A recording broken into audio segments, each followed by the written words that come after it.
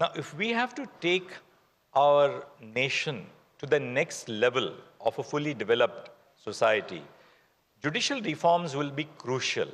We need an enhancement of infrastructure in the Indian judiciary.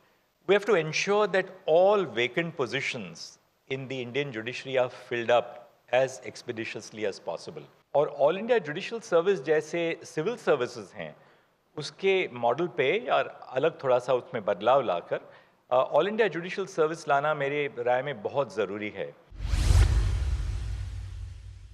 जब हम अयोध्या का judgement हम अयोध्या के केस में सुनवाई चल रही थी तो ये बड़ा कठिन और जटिल मामला था। 300-400 सालों का इसका इतिहास था और देश में इसकी वजह से काफ़ी कुछ बदलाव हुआ था।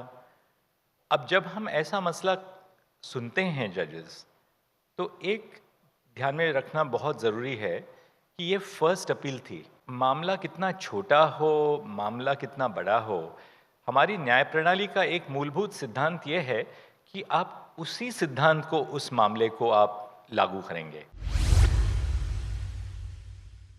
कोविड में जब लॉकडाउन हो गए थे तो कोर्ट में तो लॉकडाउन हो नहीं सकती थी, तो हम घर बैठे बैठे सारे केसेस तय करते थे।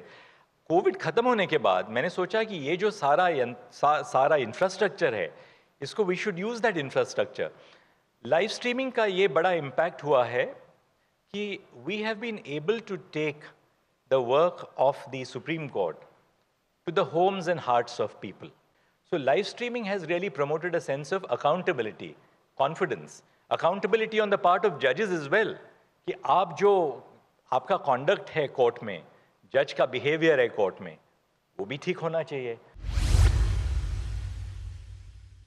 Political pressure in the sense that you are asking me, obviously not. A sense of responsibility about the political consequences which you decide, every judge necessarily has to bear as a consideration. What is the impact of the consequence of my decision to the rest of society? But यदि आप ये मुझे पूछ रहे हैं कि आप पे कोई राजनीतिक दबाव होता है, तो बिल्कुल नहीं।